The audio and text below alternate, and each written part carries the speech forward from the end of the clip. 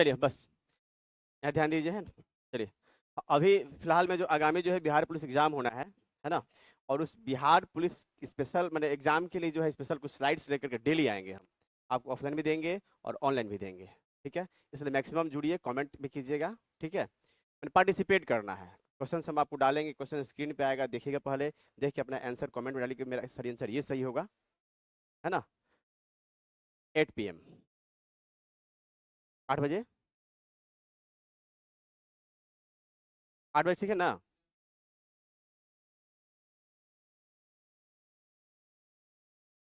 8:30 कर दें, ठीक है 8:30 कर देते हैं ना, यही रहेगा। चलिए शुरू करते हैं। देखिए आज का पहला क्वेश्चन, ठीक है। चलिए, पहला इसमें क्वेश्चन दिया हुआ है, भारत में मतदान करने तथा चुने जाने का अधिकार क्या है। मूल अधिकार है, संवैधानिक अधिकार है, प्राकृतिक अधिकार है और कानूनी अधिकार है। मूल अधिकार है, संवैधानिक है ना। अच्छा चलिए, उसके पहले एक क्वेश्चन आप बताइए हमको, है ना। चलिए, संविधान में कुल कितने भाग हैं। 22 भाग थे, मूल में 22 थे, अब कितने हैं, 25 भाग हैं। अब कितने हैं, 25 है। नगर पालिका, पंचायत और अधिकरण जो है बढ़ गए हैं, अधिकरण ट्रिब्यूनल्स जो है बढ़ गए हैं। ठीक है, तो संविधान में कुल जो है 22 भाग किए गए हैं, 25 भाग है। उन 25 भाग में निर्वाचन को किस भाग में रखा गया है। फर्स्ट इंपॉर्टेंट क्वेश्चन, ध्यान सुनिए, निर्वाचन को किस भाग में रखा गया है। भाग 15, वेरी गुड, है ना। याद कीजिए, निर्वाचन भाग 15,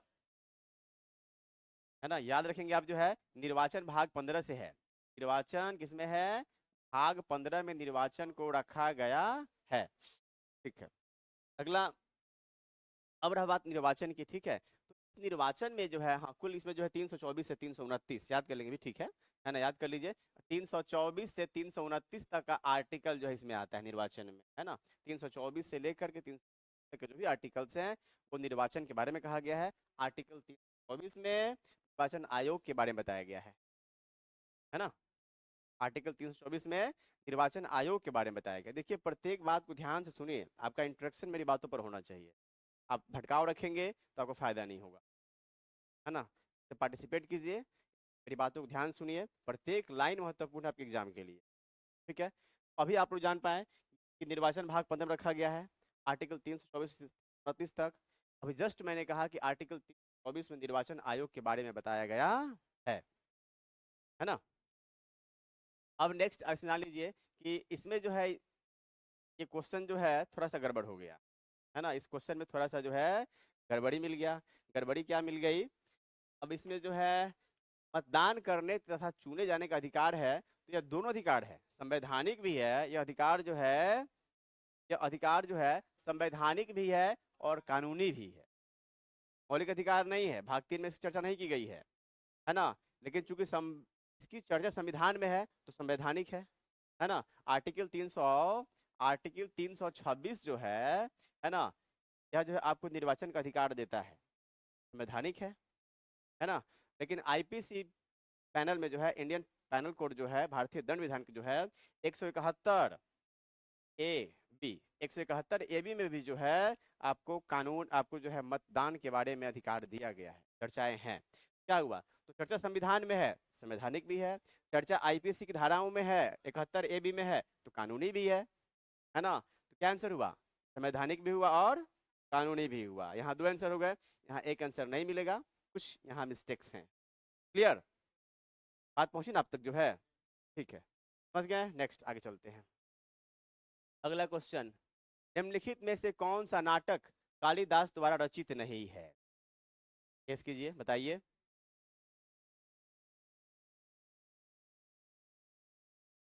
बोलिए।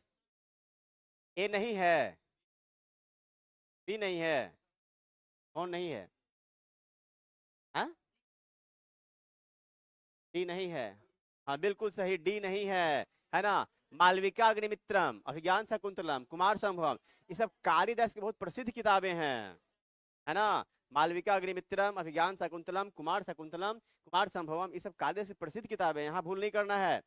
का परिणयम जो है, परिणय जो है, यह किताब कालिदास की नहीं है। क्या आंसर हुआ, क्या, हाँ आंसर इसका डी हुआ ना जी।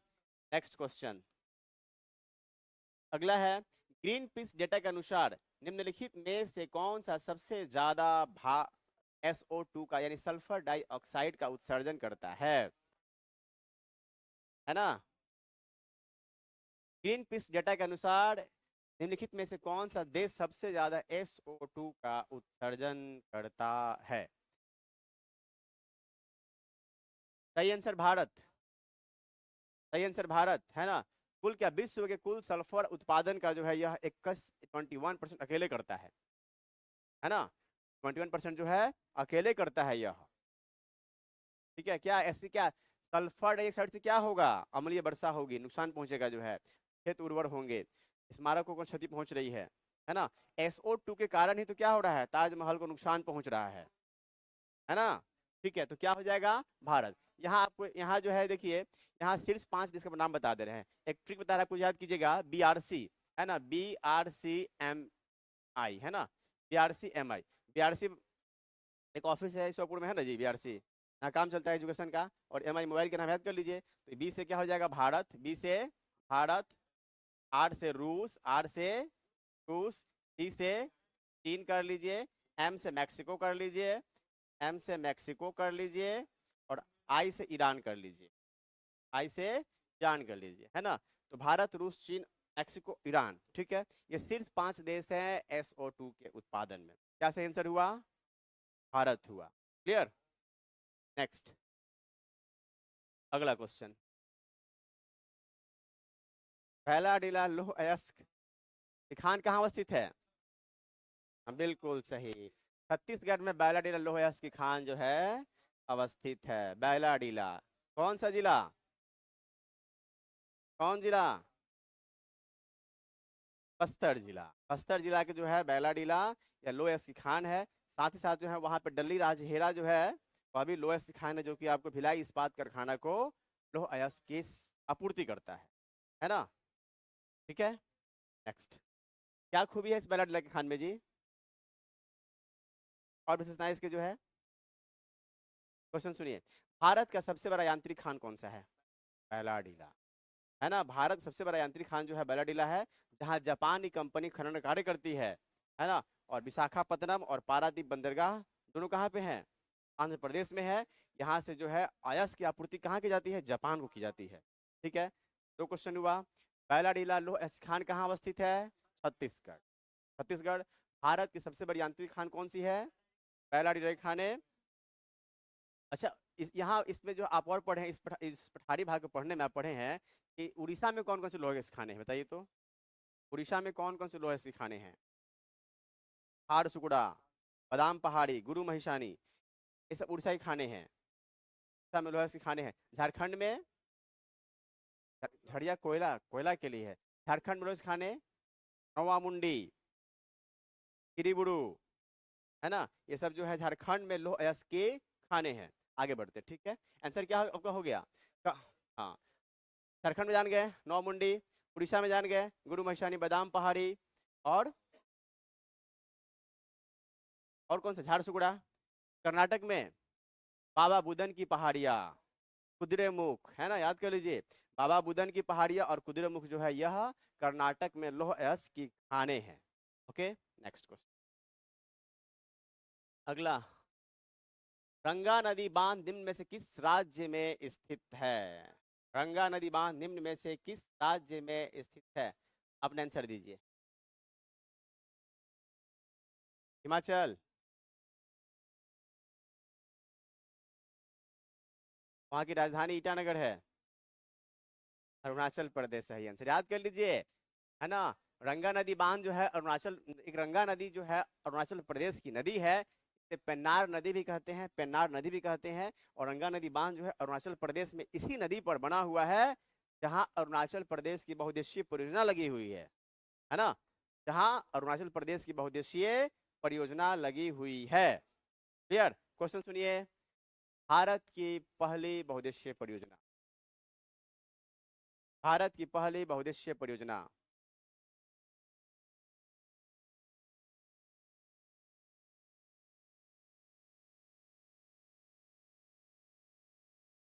भारत की पहली बहुउद्देशीय परियोजना कौन सी है? बोलिए, रिप्लाई कीजिए। इस परियोजना को जो है अमेरिका की है, टेनेसी नदी जो है, टेनेसी नदी के आधार पे बनाया गया है।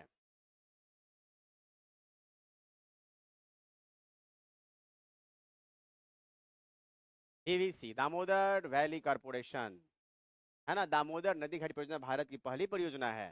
ओके, नेक्स्ट, अगला क्वेश्चन। वन अनुसंधान संस्थान कहाँ स्थित है? राइट आंसर देहरादून, है ना, देहरादून।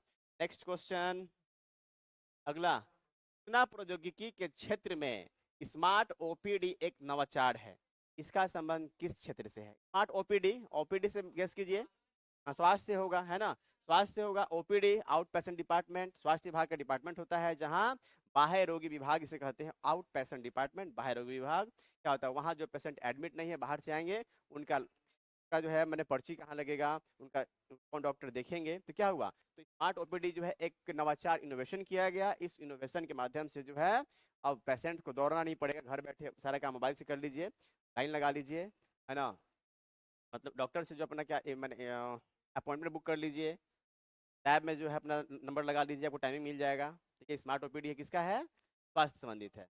नेक्स्ट क्वेश्चन, अगला। निम्नलिखित में से कौन सा एक अनुवांशिक रोग नहीं है? अनुवांशिक रोग नहीं है।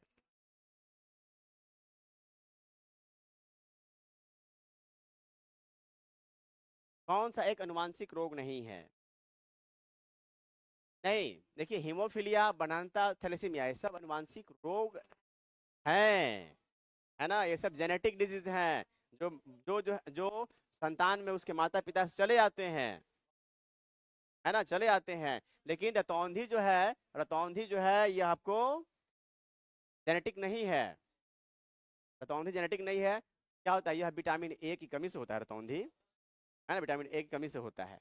नेक्स्ट, विटामिन ए का रासायनिक नाम, विटामिन ई का रासायनिक नाम, विटामिन के का फिलोक्विनोन, है ना, फिलोक्विनोन।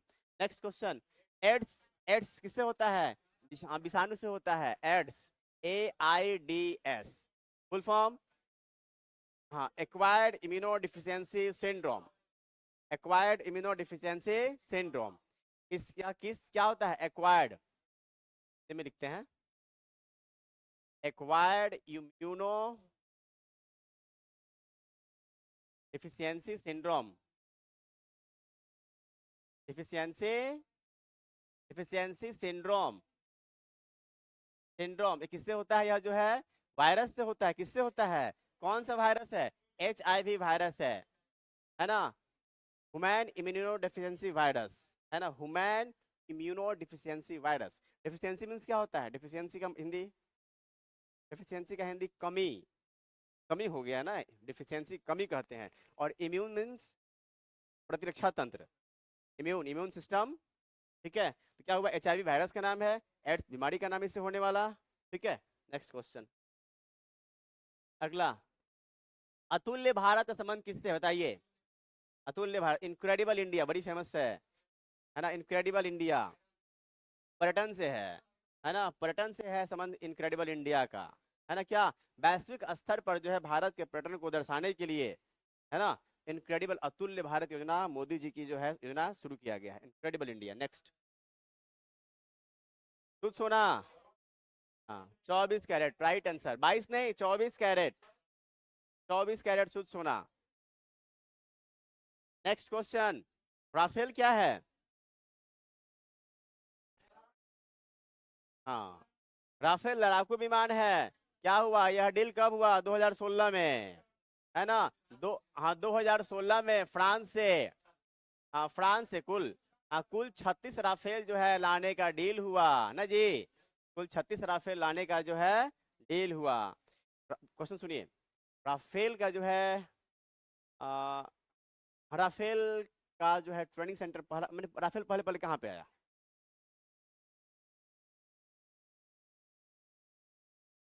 असम में, असम, असम, असम में कौन सा वो आ, बागडोगरा, बागडोगरा एयरफोर्स स्टेशन है ना, बागडोगरा, वहां पर जो है राफेल का जो है ट्रेनिंग सेंटर बनाया गया, है ना, वहां पर जो है फ्रांस जो आए थे ट्रेनर, सबका जो है व्यवस्था वहीं पे हुआ था, है ना। बागडोगरा ट्रेनिंग सेंटर में।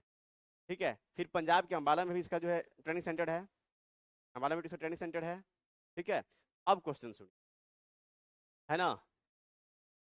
राफेल की पहली महिला लड़ाकू, मैंने राफेल विमान की पहली महिला पायलट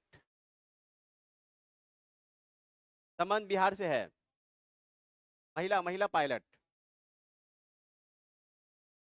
शिवांगी सिंह, है ना। पहली जो है मैंने फाइटर जेट की पहली जो है लड़ाकू महिला पायलट है। ये पहले मुजफ्फरपुर से थी, लेकिन इनका पूरा परिवार जाकर के उत्तर प्रदेश बनारस में बस गया। शिवांगी सिंह, है ना। ठीक है, तो क्या याद, इसको भी लिख देते हैं, शिवांगी सिंह याद कर लीजिए, पहली महिला जो जेट पायलट, फाइटर पायलट। ठीक है, और क्या हुआ, साथ ही साथ जो है 2022 के गणतंत्र दिवस परेड में जो है यह पार्टिसिपेट भी की थी, राफेल का इन्होंने प्रदर्शन भी यही की थी।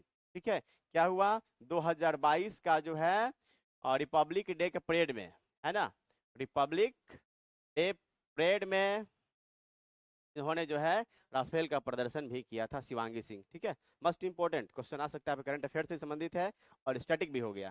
नेक्स्ट, अगला, मार्च 2019 में UNDP United Nations development programme, संयुक्त राष्ट्र विकास कार्यक्रम का सद्भावना राजदूत किसे नियुक्त किया गया? हाँ बोलिए, यूएनडीपी का जो है किसे नियुक्त किया गया?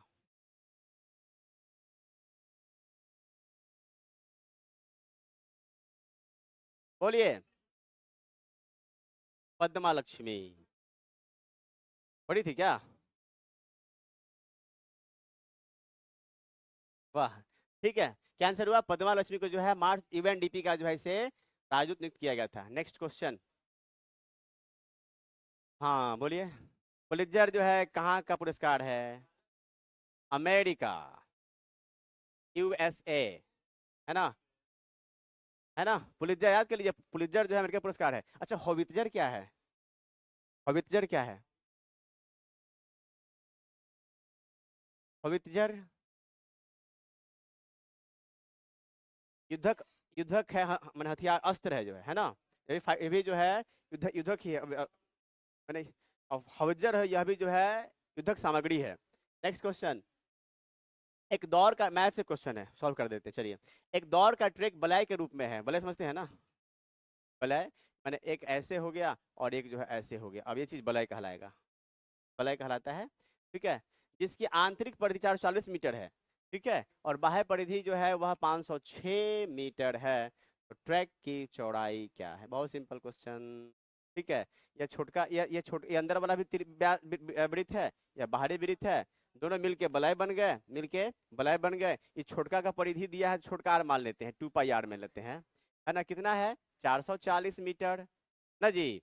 बड़का का परिधि 2 पाई बड़का आर मान लेते हैं, बराबर 506 मीटर ना जी।